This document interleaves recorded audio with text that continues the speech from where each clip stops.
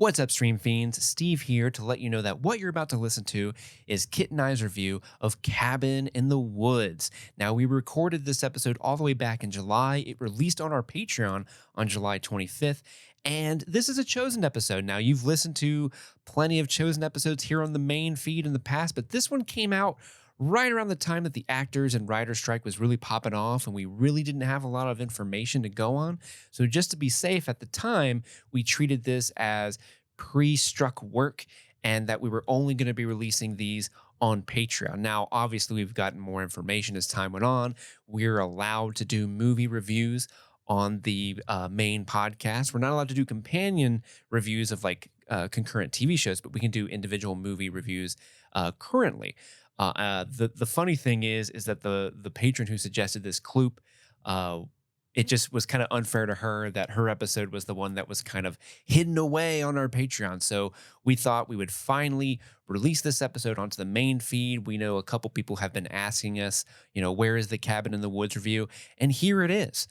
We hope you enjoy this episode. So if you hear any sort of outdated information about the strike, the podcast, or life in general, that's why this episode's a couple months old.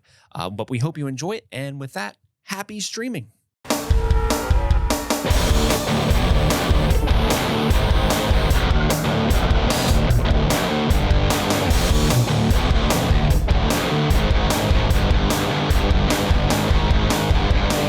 Welcome back. My name is Kit Laser. And I'm Steve. And this is Streaming Things. This time we're covering Cabin in the Woods, a little old movie from 2012, co-written by, or directed by Drew Goddard, and co-written by Drew Goddard and Joss Whedon. Aw. Things came out about Joss Whedon since then. He was a hero at the time. Yeah. The Buffy the Vampire Slayer guy. The Firefly guy. Yeah, the Firefly. I know you love Firefly. Love it so much. Nathan Fillion, baby. Mm-hmm. This movie, we're going to talk about our overall thoughts of the movie, like our experience with it before this, what it was like rewatching it, and then we'll dive into a scene-by-scene recap real quick for fun and games, shits and gigs for you folks.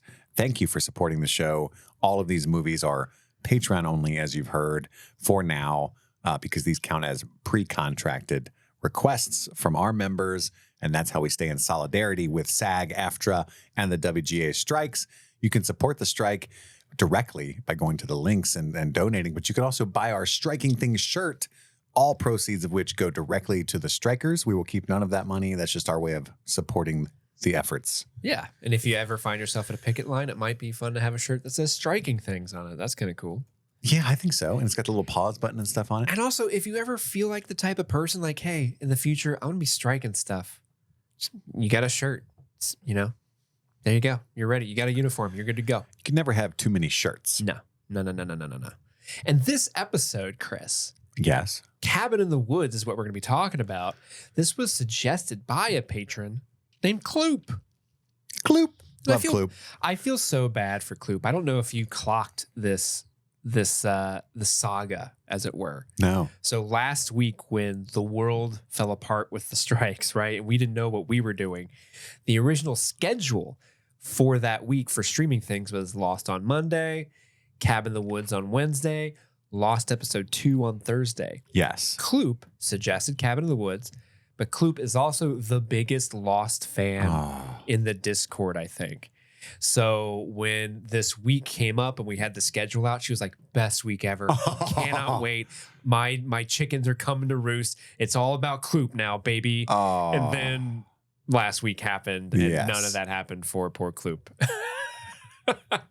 So hopefully, Kloop, you listen to this and you can know, we love you. We love you. I felt awful for you. Like, I was actually talking to my girlfriend, like, man, I feel so bad for Kloop. She was really looking forward to this week. It's not our fault. Yeah. But hopefully this episode of Cabin in the Woods makes up for that a little bit. I hope so. And I got to say, episode 6 and 7 of Lost that we recorded, fire. Those are actually, honestly, I was very happy with those episodes. Those are great episodes. I can't wait for you guys to hear them. Yeah, they're going to be great. We got them locked and loaded and ready to go for whenever the strike ends or our limitations are released a little bit to still be in solidarity, but we're just doing our best right now. But Steve, I'm curious to know, what is your history with the movie Cabin in the Woods, and what was it like watching it again for you? My history's interesting with Cabin in the Woods. As everyone knows, I'm not a big horror movie fan. That would be a barrier it's to just fully enjoying this. Yeah, that's just not like the type of genre that I typically stick towards. So when Cabin in the Woods came out, I just didn't really pay any attention to it. It wasn't on my radar at all. Did not see it in the theater. And then many years later, like 3 or 4 years after it had come out, I think it had gotten a pretty big following online. Like people love Cabin in the Woods. Like you got to see it. And at some point, I think somebody was telling me like, oh, it was written by Joss Whedon. And, this is pre what we know about him now. So back then it was like, oh, Joss Whedon wrote a thing. Yeah, I'll watch that. I love Joss Whedon, So I think I was by myself. It was just kind of a random night at home. And I was like, oh, I heard this is good. And if it's not good, I'll just turn it off. And Chris, this movie is fucking amazing. Yes, it is. I love this movie because it has fun with the genre of horror while not like being I don't really see this as a horror movie per se. It's more of a action comedy to me. Sure. It's very funny. It's very smart. You got a great cast like, oh my God, Bradley Whitford and Richard Jenkins are life. I just want like a Netflix TV series about this like government agency that runs the ritual. Keeping the ancient ones at bay. Yeah. Because they do such a great job at establishing this, water cooler. This is just my day job. But what their day job is pretty fucked up, but they're just so, used to it that desensitized. It doesn't phase them at all. And like this whole government apparatus is just like that, And they have a lot of fun with this concept, and it's such a ball. So when Kloop nominated Cabin in the Woods, several months ago when she became a patron, I was honestly like, oh my God, yeah, I haven't seen Cabin in the Woods in a while. That was a lot of fun. So rewatching it last week, because I watched it last week in preparation for when we were originally supposed to do this, I was just shocked with how much fun I was having with it again. It's just such a fun movie. I love it. No, I'm the same way. I adore this movie. I'm not as big of a horror aficionado as somebody like Andy is, but I do love the genre, especially in recent years when I'm becoming more and more entrenched in the classics and stuff as time goes on. This movie, I'm a sucker. I'm such a slut for clever dialogue and big slut. Meta references. And there's so many good references to Sam Raimi's The Evil Dead in this. They reference Ringu when you go to the peek at the Japanese branch of this government briefly. And there's a whiteboard at one point that lists all the different monsters, and we find them coming out of the stables in the third act. But there's a couple little jokes in there, like Angry Molesting Tree is written on there, which is another reference to Sam Raimi's Evil Dead. They reference the face hugger from Alien. The Hills Have Eyes are referenced. It's so many. And then the whole idea of the tropes of horror in general, like the idea of the virgin or the final girl is kind of a huge plot point in this movie. And the whore, the one that shows her boobs and then dies first, like that's classic kind of the chaste trope of horror where, the ones that have sex die first. And there's so much to this. The Harbinger, the whole bit with the Harbinger. Am I on speakerphone? Like it's fucking hilarious. Because there's always that like hillbilly guy at the rundown gas station that warns them of the doom to come. Don't go up that road. Yeah. Don't go on that road. And the fact that they all, even at the office, mock that guy. Oh, it's the fucking Harbingers on line one. Tell oh him my busy. God. Tell him busy. It's so funny to me. And revisiting it, I've seen this 3 or 4 times. Andy and I used to watch it together quite often. We've always loved this movie. I wish he was here for this episode. A blast revisiting it. Absolute blast watching it this morning. I remember the first time watching it, I had a vague understanding of, oh, it's kind of a funny deconstruction of what horror means, but I was not prepared for what that meant. Just how much there's like, oh, you're tricking people into a cabin in the woods, and it's actually just the secret government facility where you can't leave, and they can like introduce monsters at will, and there's a whole underground base. It's, oh my God, it's so crazy. Yes. Yeah. And it gets deeper and deeper. The more you know, the more you see. Very cleverly done. And one of the earliest, sightings of Chris Hemsworth that I can think of, if not the earliest. He's great in this.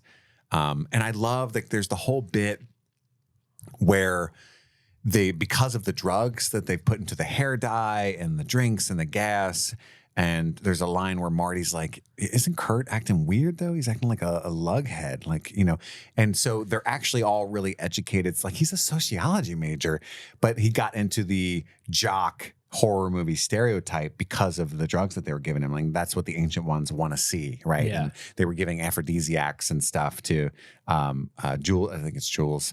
Her character, and that's why she was making her so horny. And there's a part where Marty mistakes the wolf head, that's the taxidermied wolf on the wall, and calls it a moose head because Evil Dead, it was a moose head. Like little references like that. That's clever. That are so neat and fun. But it does work. Like it's horror in the sense of like the kills are effective because you care about these people and they're grisly. But at no point is it like scary per se. Yeah. It reminds me of a movie kind of like 13 Ghosts. Yeah. Which is a fucking great like horror movie that I would love to revisit. I haven't seen that in 15 years. But just like it's kind of cool, and like there's all these different like assailants, and it's almost like a lore, super neat, especially this bonkers ass third act. This is actually one of my favorite movies. I love it so much. So wow, one of your favorite movies. This is a damn good movie. You're not wrong. You're not wrong. So everything starts off with the water cooler with Richard Jenkins and Bradley Whitford, and they're having like a Sitterson and Hadley. A normal chat about their wives and stuff. I think one of them's trying to get pregnant, and so she's already like baby proofing the house. Like, dude, it's in the drawers, and she did the upper cabinets. Like, he'll be fucking 20 years old before he can reach those. Like, it's all just like normal dude chat. And you don't know what's going on yet if it's your first watch, but they're talking about how Stockholm already failed and went down. And so they're referencing all these different like international horror genres as well, because like they kind of have a flavor, especially Japanese horror in particular. Yeah, and it's just Japan and us now, but they're all cocky and confident about it, But Japan has a perfect record. Yeah, they've never failed. They've never failed. And only one of them has to win, right? Mm-hmm. Has to at least like appease the ancient ones. I love that they're like, hey, but we're still number 2. And I forget which one of them says it. But like, hey, 1998 was chem department's fault. All right. Yeah. And like, the girl is from the chem department. Yeah. But then the title card, the horror style, bah, it comes out of fucking nowhere. And it's hilarious. Hey, you want to come over Monday? Yeah. It's so awesome. And that particular title card is another reference. It's Michael Haneke's Funny Games that they're stealing that title card from. And it's so funny. So funny. Speaking of funny, we cut to what I call panty dancing and packing. It's one of our main characters in her panties, just packing for the road trip. Her friend comes in. She dyed her hair blonde. Hemsworth's actually really smart. Again, they referenced that early on. Yeah. And then Panties is trying to get over the professor. Dana. Yeah. Dana. I have to read my notes as I read them. Yeah. Dana was dating a professor, but they've recently broken up. And she's a good artist too. She is, yeah. But like Kurt, which is Chris Hemsworth's character, and his girlfriend Jules, who just dyed her hair blonde, have been they want to hook her up with his friend Holden. It's his cousin. That's his cousin? He claims. Oh, okay. Because at the end, I thought it was just like somebody he played football with. Well, at the end, Dana has that line where like, I don't even think Kurt has a cousin.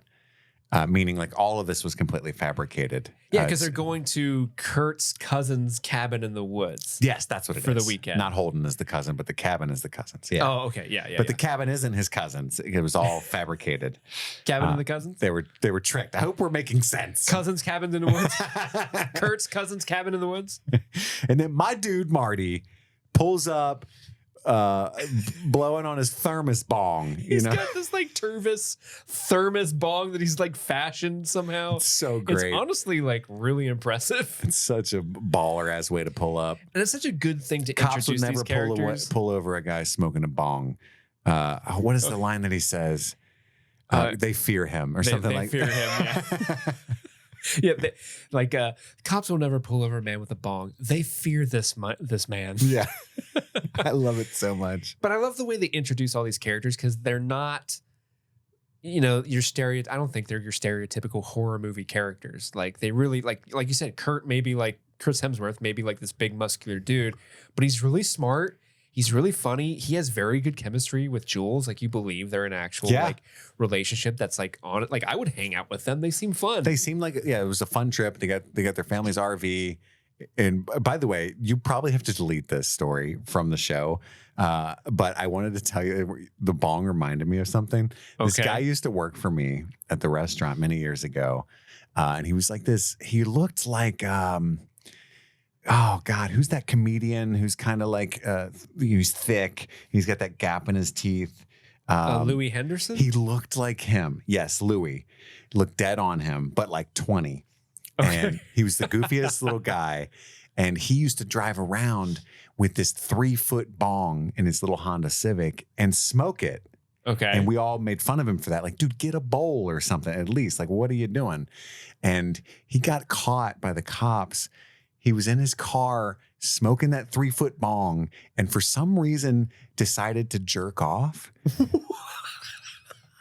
and passed out. So the cops pull up and he's got his pants and underwear around his ankles, asleep, holding this giant bong. Hell yeah, dude.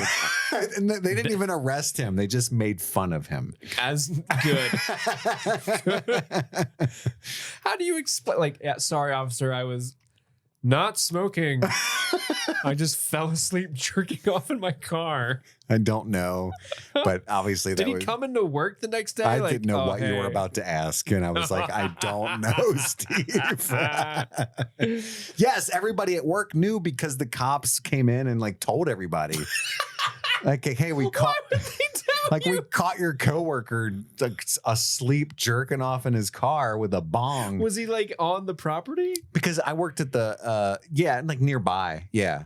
It was like after work kind of thing. Hey, was he like a uniform or something? Is yes. Like we should probably let he was in uniform, but also like we ran a bar, so we were in close contact with all the police locally for many reasons all the time. Okay, so they came in all the time, and it was just like, hey, we got your little buddy out there, So we were like, no fucking way. And it was fun and games. It was good times. Oh my gosh. That's what Marty reminded me of. I'm not deleting that story. I just wanted to make sure. That's too good. So anyway, what a legend. The thermos bong is fun. And there's a cool there's a cool moment where Chris Hemsworth, Kurt, is like, hey, you're not bringing that fucking bong onto my dad's bus or whatever. And he just like turns it back into a cup. Yeah, it's like a collapse. Like it's this enormous bong. It's like what, like 4 feet long? Yeah, I mean, it's a big one. Collapses into the actual. And even the pipe part goes back into the handle. It's like, I remember at the time when this came out, I already had quit smoking, but I was like, dang, I wish I had one of those. So then there's a secret agent man on the roof watching them leave, and you still don't know what the hell's going on the first nest watch. Is empty. And we in the RV, Marty mentions how there's no reception, no cell phone signals or anything like that at this cabin, which is great, convenient for the plot. And he's kind of a tinfoil hat kind of guy, right? Like society needs to crumble, like they putting chips on our babies' heads and all that stuff. So it characterizes him for being somebody who's going to figure things out or suspect unusual things rather quickly. Mm-hmm. And also that he thinks society needs to end. We're all just too chicken shit to do it. Yes. Very key. Very key. I'm back to base with Bradley Whitford and Richard Jenkins. They're still talking about things, how they're going to start the betting pool soon. Yeah, there's a new security guard that's guarding them, and they start fucking with him immediately. Like, the only thing it's a pretty normal operation. No need to be weirded out. He on the other hand, he will only answer to Honey Toes. And by the way, there's a joke with this new security guard that I've never clocked before. I've probably seen this movie 7 times. I lost it today when I noticed the little detail. I want to see if you pick up on it. It's coming. Is it in this scene? No. It's a little bit later. And then our crew, they stop for gas at the horror trope rundown gas station with the mean, racist, sexist gas station man. Oh, do we mention Holden? Holden's joining them. Yeah, Holden's there. That guy I thought was the cousin at first. We talked about him later. Yeah, he's like, what's his major? He's some sort of like literature. He's the smartest one, but I forget. Yeah, he's the quote unquote smart one. Yeah. the intellectual guy. I love all the like Civil War jokes and stuff, especially from Marty at the gas station guy. Like, oh, with the war, brother against brother, and it's really good stuff. Yeah, because they're trying to the cabin they're going to is called the Buckner cabin or something. Yes, and so this creepy old dude who's like, don't go down that road. Super creepy and weird, like the Buckner place, all these murders happen there, you whore. Like he's like super he's like aggressively misogynistic towards the two women. Kurt's like, what? And the thing I love about it is this dude is like a horror trope, right? Where he's being super creepy, super misogynistic and all that. But the four main characters, like specifically Marty and Kurt and Holden, are like, whoa, dude. Yeah. What the fuck's wrong with you? Relax. Whoa. Like Marty especially is like giving him lip, which is weird because you wouldn't think the stoner would be confrontational in these type of movies. Like it's just constantly breaking norms for what you think. Especially the fact that they're all smart and stuff. Yeah. And that's what I love so much about this movie is that it's the drugs and the fabrications that the office people, whatever, the business, the federal government is making it like that. Yeah. And the ancient ones are the horror fans. Because there's a line at one point where he's like, let me see them boobies. And then the security guard's like, what the fuck, man? And he's like, hey, man, we're not the only ones watching.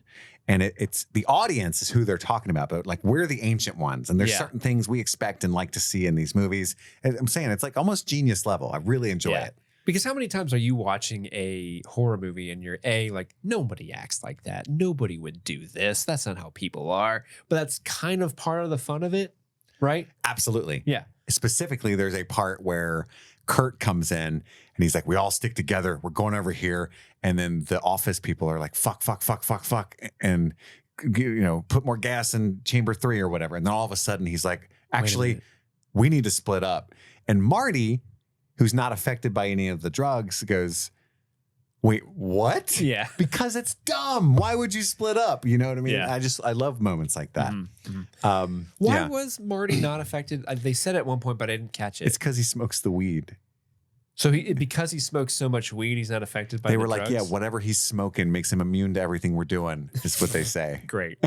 Which is, it's funny. You think they would have a contingency for that to get the fool, the stoner. They didn't know about that strand, man. And the pineapple sticky. Yeah, that sticky icky was too potent. They didn't know. He's constantly smoking it. I mean, he's going in. Yeah. He's a man after my own heart. But then we get this cool shot of them going through the tunnel, which it reminds me of the Nada Tunnel at Red River Gorge. Have you ever been there? No, I haven't. Well, it's literally a 1-lane tunnel of like through the rock, the mountain that you have to honk your horn to make sure nobody's coming the opposite direction because again, it's super 1 lane. It looks just like that. It's wild. And then we get this like shot of this hawk, and it's like, why are they showing this hawk? It's kind of a weird thing. I didn't know this was an Assassin's Creed game. Yeah, and then it flies into this like digital wall, like this force field thing, and you're like, oh, cool way to show that.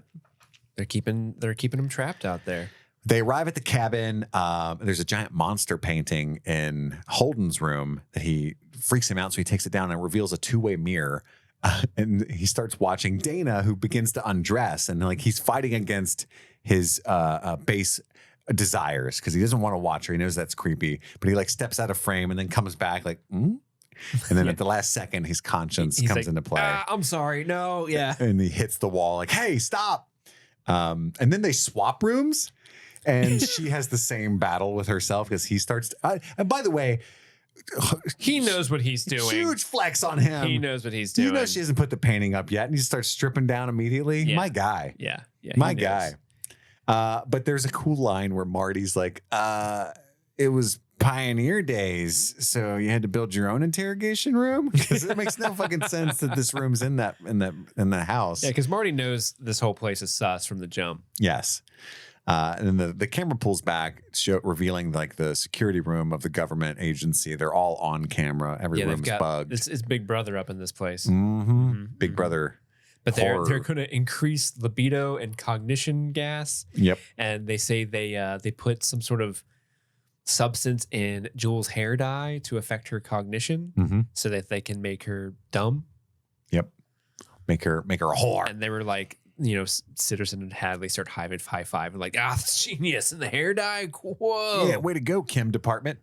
And because they switch rooms, there's a cool little scene where the office people are like, oh, scenario adjustment, so, meaning that everything's perfectly fine tuned to a T. I think that's when we get the bit. The Harbinger's on line 2. Mordecai is his name. I tried, but he's really pushy. Hey, Morty, what's up there? And their ears have stopped. They are the gods' fools. Cleanse the world of their ignorance and sin. Wait. Am I on speakerphone? No. So fucking funny. The fool nearly derailed the convocation with his ignorance. Even the security guard laughing in the background was what did it for me. Watching Richard Jenkins and Bradley Whitford talk to this guy is so fun. It's so much fun. Yeah, he's amazing. I love it. This episode is brought to you by BetterHelp. It can be tough out there as we try to navigate the many twists and turns that life throws our way. Not every problem we face has an obvious or easy solution, but talking through these issues can always bring major benefits. So whether you're dealing with a career change, relationship help, or just getting used to your new normal, therapy helps you stay connected to what you really want while you navigate life, so you can move forward with confidence and excitement. I myself have benefited from therapy. I have benefited from BetterHelp. I was struggling to find myself and figure out who I was post-divorce. BetterHelp matched me with an amazing therapist who taught me all about codependency, what it was, and ways I can combat it and realize my whole true self. So if it sounds like therapy is the right move for you, then give BetterHelp a try. It's online, convenient, flexible, and can work with your schedule. Filling out a brief questionnaire is all it takes to get matched with a licensed therapist, and you can switch therapists at any time. To start your own therapy journey, visit betterhelp.com/streamingthings today to get 10% off your first month. That's BetterHelp, HELP.com/streamingthings.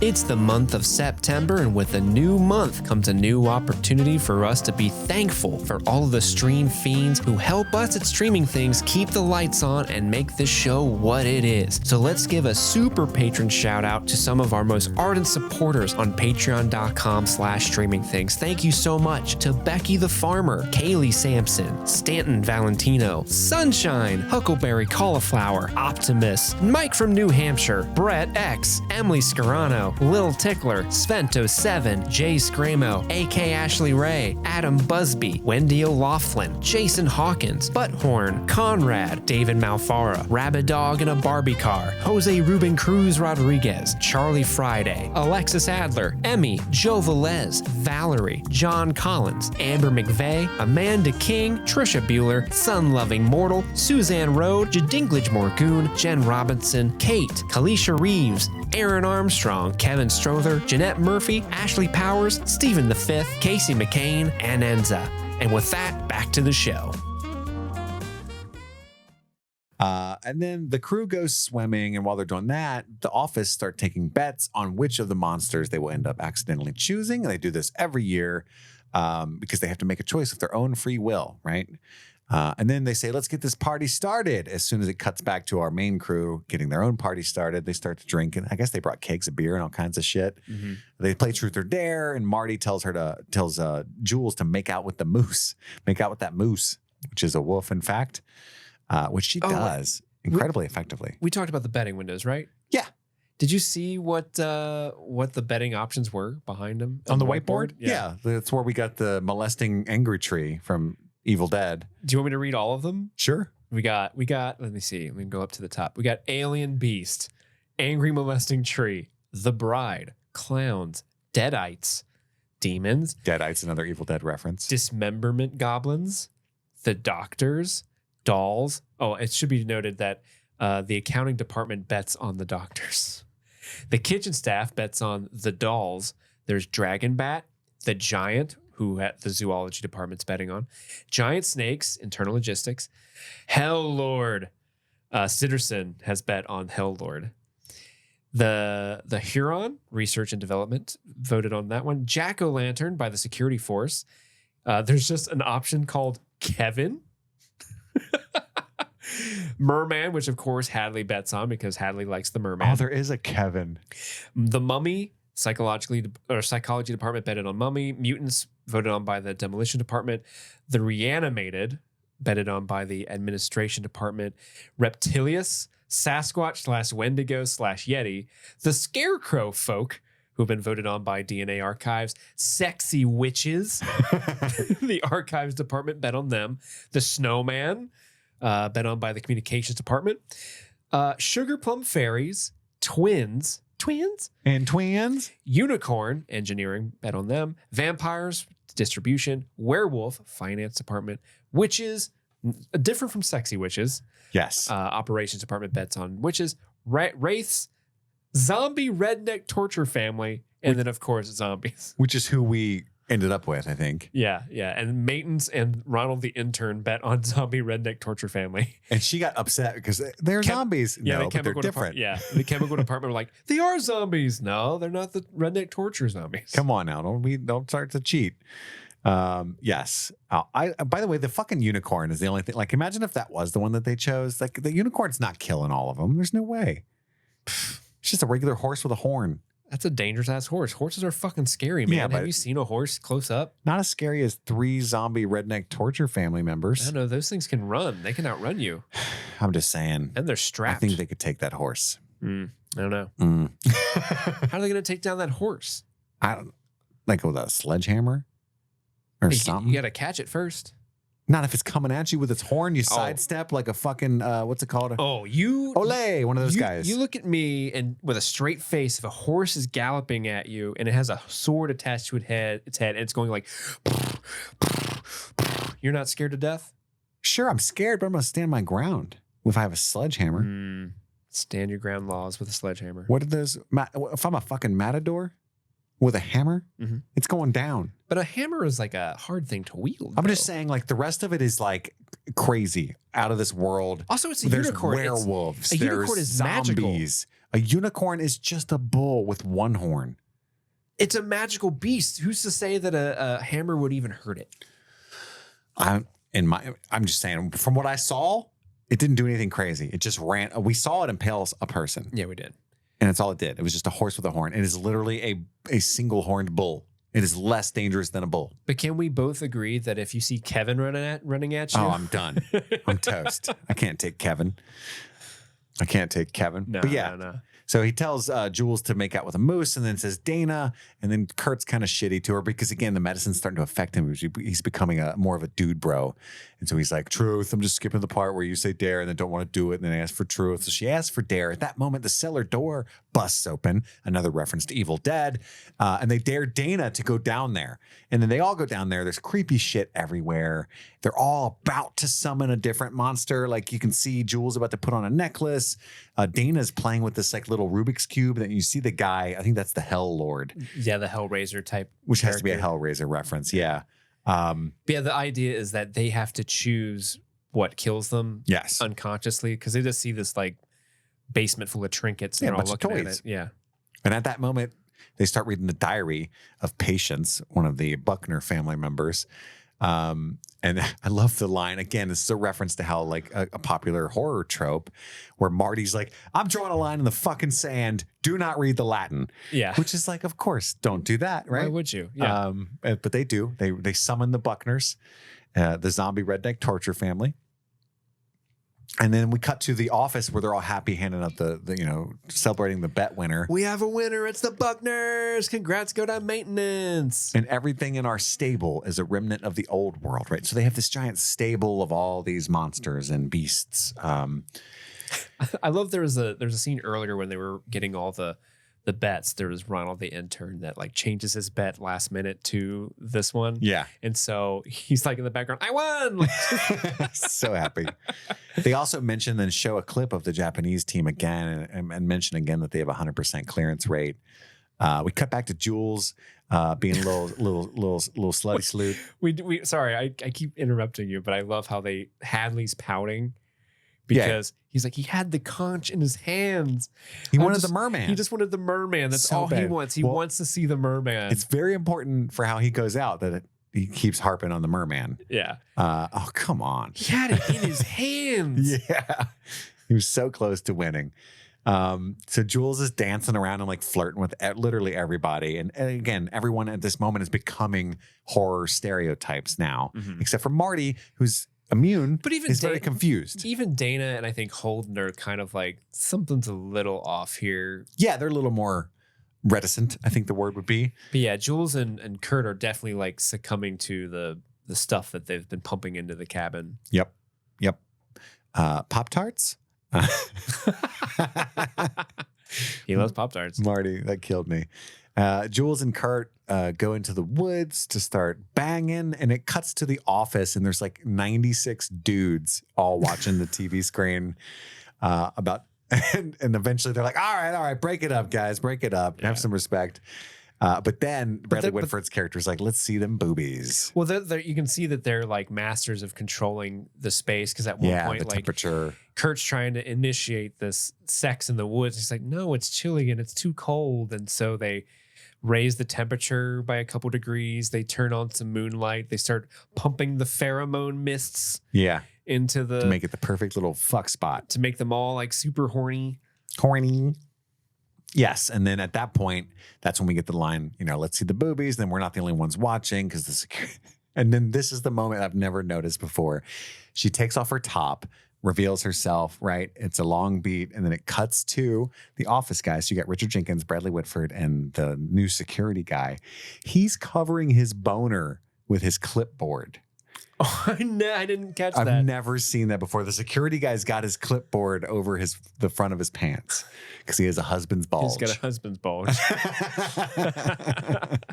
It is so funny. At this point, Jules is violently killed. Mm-hmm. It is kind of wild, Yeah, the zombie torture redneck family show up and interrupt their love sesh. Fucking, they initially stabs her hand. Yeah, they stab her hand. They stab Kurt at one point. They throw a bear trap at him. Yeah, one guy's got like a bear trap on a chain. That's his weapon, which is that's creative. That's unique. It's kind of dope. And then cuts her fucking head off. Yeah, right in front of Kurt. Her whole ass head. Yeah, it's very sad. As it ever was. Because upon the death of the first person, they like pray. They have like a little pentagram, and they do this like little speech, as it ever was, back at the office.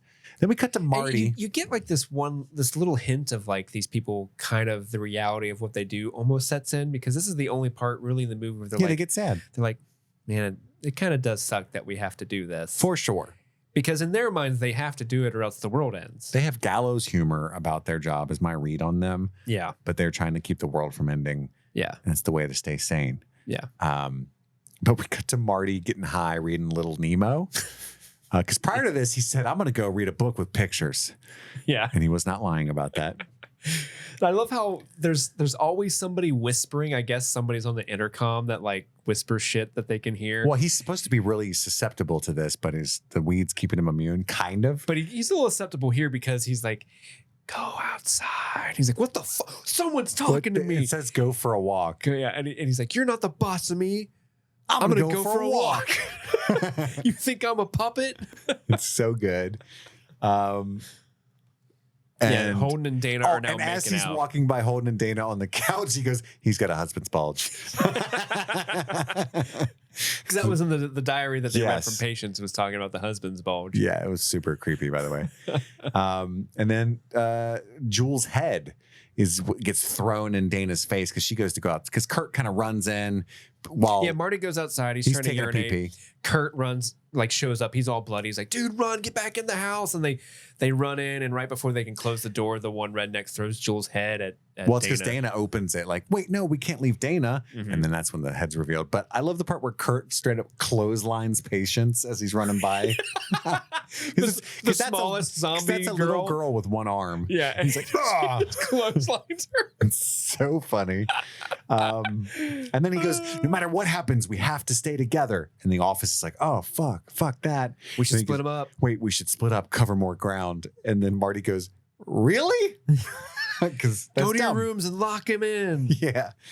At that point is when Marty finds the camera because he knocks over a lamp. And then one of the hillbilly Judah Buckner. Yeah, Judah, saving the day. One of the redneck zombie guys rips him out through the window, but he grabs his bong before he does, and he has like a quick bong fight. And then we see the death, quote unquote, of Marty because he gets stabbed in the back. He gets dragged over a hill, and then blood spurts under the hill, and they all think he's gone. They all think he's dead at the home base as well because they pull like the sacrifice lever and quit worrying about him. But then they find the black room that Patience referenced in her diary, and it's Dana and Holden down there by themselves, I think. Holden gets bear trapped, and she ends up. That can't feel good. No, that's got to be terrible. That's gotta suck. Because then you get bear trapped, and he kind of like hoists him up. Yeah. It's got to rip some ligaments or whatever. Yeah. Casey, tell us what muscles are there. Yeah, Dana goes ham on this Buckner zombie redneck person. Him. Yeah, she stabs him a whole bunch. And then they flee. I love there's one they cut away to Stitterson and Hadley, and I think Hadley says something like, "Oh God, do you remember when you could just throw a girl in a volcano?" Good old days. The good old days when this was easy. And then he goes, "How old do you think I am?" Yeah, like this, like workplace humor, but about this kind of stuff. It's really funny. Yeah. And then we see the Japanese fail at this point. Like they turn the demon into a sweet frog. I love this bit because they're watching the Japan fail and their play at this, and Stitterson just starts flipping off the monitor. That's just a bunch of Japanese kids like fuck you, fuck you, fuck you. Not a single death, a total wash. And then they all get like pumped up, like, all right, we are bringing the pain. Yeah. But then at the same time, they're all fleeing now. So Kurt, Holden, and Dana are on the RV heading out of town, and they start panicking because the tunnel has not blown up yet. Oh shit, they're going to make it out, right? That tunnel should have blown up hours ago. So Richard Jenkins starts running around to the different department. He blames the engineering crew. Like, why didn't you blow up the fucking tunnel? I don't know that I've ever fully understood before that the reason the tunnel didn't blow up is because Marty was fucking with the electronic box, and he short-circuited it, and that's why they didn't have access. I didn't pick up on that either. Because the engineering at some point is like, hey, it's really not our fault. Because Richard Jenkins is like, yeah, it's okay, I fixed it. And she's like, no, seriously, like something was going wrong. It wasn't responding. And then when you see Marty later with Dana, he's like, I found this junction box, and so he was already screwing with stuff. Yeah. Oh, that's smart. Behind the scenes. That's smart. But then we get one of the scene Andy loves. It's one of his favorite scenes in all of cinema because you have to know Andy's sense of humor. Is when Kurt tries to jump the tunnel with the motorcycle. Oh yeah, so they blow the tunnel just in time. Yeah, and the way the canyon is, Kurt thinks he can get on this dirt bike and like ramp over it and make it.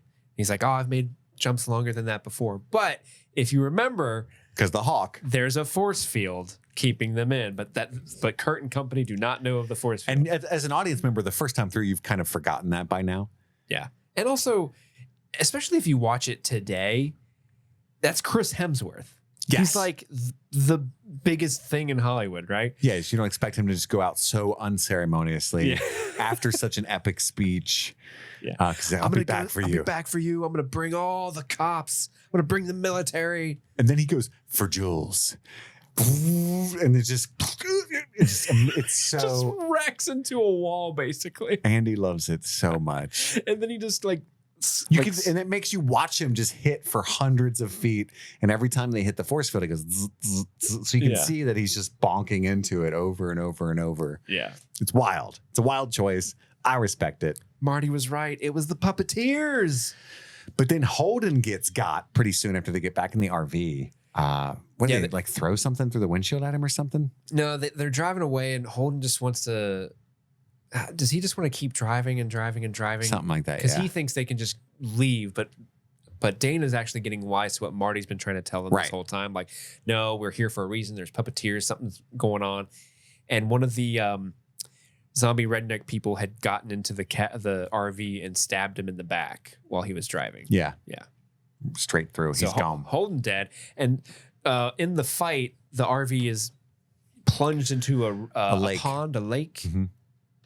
And she's able to get out. She starts fighting like with one of the main Buckners there, but we also hear something neat on the office end because they're already celebrating. Yeah, because in the whole thing, all of these people have to die, but the virgin's death, who Dana is the role of the virgin in this ritual, The virgin, it's optional if the virgin lives or dies. Because of the trope of the final girl, because sometimes in horror she lives. Yeah. So good. Photo fucking finished. They're like so hyped. jazz. And As long as it's last and she suffers. I love this bit where Bradley Whitford and Richard Jenkins are watching her fight with this giant redneck zombie person. And Bradley Whitford's like, oh man, I'm really starting to really root for this girl. I mean, all the stuff like, oh, tequila is my lady. Like, yes. People show up with tequila. They start celebrating, and you can see in the background that she's getting her ass beat, but you don't really even it doesn't focus on it at all. Yeah. And this is where the whole time they're celebrating, you can see her getting her ass kicked. Yeah, she's just getting suplexed and thrown off the dock. It's comical. Yes. And this is the scene where the engineering says, no, we lost power from upstairs. And then Bradley Whitford's like, upstairs, which doesn't make any sense because upstairs is the woods, the cabin. Mm-hmm. And that was Marty. And this whole scene where everyone's celebrating is kind of super meta because at one point, Bradley Whitford runs into some other people who work there who are like, oh my God, we are such big fans. The way you guys, and it reminded me of the way people talk to film directors. I love your work, the way you do this. He's like, oh, please. It's a group effort. Because they're really high up. Mm-hmm. Sigourney Weaver's the only one above them, I think. Mm-hmm. It'd have been cooler with a merman. Yeah. He loves that merman, man. It was so close. But then at this point, Marty saves Jules, comes out of nowhere, kicks that dude's ass, right? With a super bong. I was just saying, he does have his bong, is what he uses. Yeah. But before this, the red phone rings in the office, and everyone stops celebrating because I guess it's a big deal if the red phone rings. And Bradley Whitford answers it, and he's like, "What? No, we killed everybody. Wait, which one?" Implying Marty. Someone's alive. Oh, Marty's still alive. They didn't kill him yet. The ritual is still on. And then Marty pulls Dana into I said saves Jules, but he saves Dana. And they start going into the grave where the Buckners came out of. And she's like, what? Going in there? But he's already been in there before. There's an elevator in there. There's a body there. He's like, I had to dismember that guy with a trowel. What have you been up to? And he's like, look, I think I can get this elevator to take us down. And I love how there's this ongoing joke of that dead zombie's hand keeps fucking with him. Yeah. No, stop it, dead zombie arm. And then they see the werewolf in the stables. They see a lot of the other monsters, this creepy little ballet girl with nothing for a face but a mouth. Mm-hmm. And then that's when it hits Dana. We chose. They made us choose the monster because she sees the little trinket that the Hell Lord has that she was playing with earlier. Yeah. And the weed has been immunizing Marty, one of the employees in the office says in the next scene. All the troops move in. It's like the SWAT team for the monster government. Yeah. They're basically just open the elevator door and kill Marty. It's all you have to do at this point. Because if she dies before him, the ritual's fucked up. So they're just wanting to kill him. Yes. And our task is to placate the ancient ones, right? I think it's Sigourney Weaver that gets on the intercom to try to explain things. And at this point, there's a little bit of the reveal, the exposition. And whether or not you think this movie is a 9 or a 10 out of 10, like I do, or you were having a good time, but you hate it, hinges on the fact of whether you accept the all-out, absolute fucking batshit bonkers chaos that is this third act. Yeah. I love it. There's so many monsters. It's so fun. It's so neat. It's so gory because now you have all these SWAT team people that you can just dismember and go batshit on and go all out. And it's so over the top gory. It's comical. I don't feel it. I never watch it and be like, oh, that's gross. It's just kind of fucking hilarious because there's blood flying everywhere. Yeah, there's a centaur and this giant snake monster. The werewolf's going hammer time. The bat dude. All kinds of cool things. Some of the kills are quite cool. Mm-hmm. The unicorn is the only one where I'm like, that's fucking silly. Don't say that out loud. You're terrified of unicorns. I'm just terrified of horses, man. Those things are huge. But all the monsters come out. It's chaos. The scarecrows you mentioned earlier, they're the ones that kill the security guy. Oh, yeah. I forgot about the boner. That. But he does the whole, let me pull a grenade and take them out. Which actually knocks out Bradley Whitford. Which is, he kind of gets Bradley Whitford killed. And I'm never really sure what Richard Jenkins is trying to do because he's like, we're on lockdown. I have to type in the code. I don't know what he's even doing. They're trying to open up a escape hatch so they can get out of there. Oh, is that what it is? Yeah, that's all because they're on lockdown. They've kind of locked down their little main booth control that they're room. in. Yeah. But there's a secret hatch that they're trying to open up so that they can get into the catacombs and escape that way. Yeah. Oh, But- because he does get through and it runs into Dana in a second. But Yeah. first, the merman is the one to get Bradley Whitford's character. And he goes, oh, come on. Yeah. Which is like the grossest, like almost worst one too. Because like, I hated it. I love it because it's just the slow little like gross thing that just kind of waddles I'm just saying, up if I to was going to him. pick one of those things to kill me, it would not be that one. Yeah, because then it's going to just eject your blood through its blowhole. Did you see? I don't know if you can like through the chaos. Part of the fun is watching all the different weird kills and stuff. But did you see like the thing that was like, holding one of the people down by its shoulders and just spitting acid into the dude's face? Yeah. That was terrifying. Mm-hmm. Or like the random clown. Oh, the that was just clown with the lady running who was around. trying to shoot, like the Pennywise guy. Yeah. That was terrible too. Yeah. Not fun. But Lynn, the chemical department lady, she just gets grabbed by a tentacle Like a monster. fucking kraken. There's just like a kraken that comes down from the ceiling Yeah. and lifts her up and I kind of brings her felt for into the her. ceiling. That, Yeah. that one affected me a little bit. It's like, oh no, not Lynn. But yeah, Richard Jenkins is the only one to make it through the escape hatch, but he doesn't go very far. No, not even a step. He jumps into the bunker and gets immediately stabbed in the heart by Dana. And at that point, Marty gives her his gun and goes, "Here, this is easier for killing." Yeah. But then But- his but- last words are "kill him," talking about Marty. Yeah, because he's like, at this point, we just have to save the world. Everything's going to hell. You just have to kill this dude and the world is saved. But they don't really know all that yet. All he just No. says is "kill him." But then we learn about the 5 tropes. Sigourney Weaver pops out. They're in this like the actual ritual room, and you can see the ancient ones beneath them, the gods that used to control the world. And all we know is that it always requires youth, which is a joke about how horror movies are always like about teenagers and college students, right? Every Yeah. single time it is. There's the whore, the athlete, the scholar, the fool, and the virgin. And she goes, "Virgin? We work with what we got." Yeah. And she says, "You can die with them or you can die for them," to Marty. And he says, "Oh, both those options are awesome," or something like that. Yeah, yeah. Which one do I choose? Yeah, but she's pretty much appealing to Dana, like, you Yes. have to kill him. You have 8 minutes before the sun comes up. Every And soul on earth will die a slow, agonizing death. yeah, unless you kill him in the next 8 minutes. Yeah. And Dana raises her gun and aims it at Marty. And he goes, "Oh, wow." Yeah. Like he's so Oh. offended that she would choose the entire Wow. planet over him. But And then a werewolf attacks Dana. Yeah, Marty sees the werewolf creeping up on her and he doesn't say anything. And so the werewolf attacks her before she can shoot him. And then he and Sigourney Weaver kind of fight for the gun and they're Yeah. kind of fighting each other. And this whole time, little Patience shows back up. She wanders up. She's got a hatchet. And she just hatchets Sigourney Weaver in the face. In the back of the skull, Yeah. and then he just kicks them both into the chasm. Yep. And at that point, the werewolf had fled because Barty shot it to get it off of Dana. Mhm. And Dana's like, "I'm sorry." They're both like a bloody probably beaten wouldn't mess. have shot you anyway, but I'm sorry. And they sit there and wait for the end of the world and smoke a J. He rolls up a doobie. Hey, I don't think Kurt even has a cousin. Giant evil god. I mean, I wish I could see him. I know, right? Like they're so high. Yeah.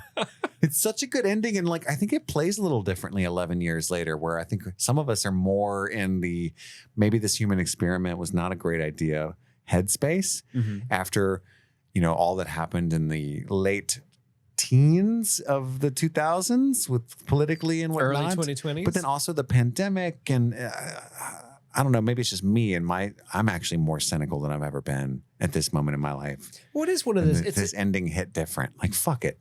It's a great like moral dilemma. Like, is it worth saving humanity if you have to give up your humanity to do it? Right. Right. Sure. And that's always a really good thing. Me personally, fuck them kids. What do you mean? I'd kill them. Oh, you kill. I would have shot Marty right in the face.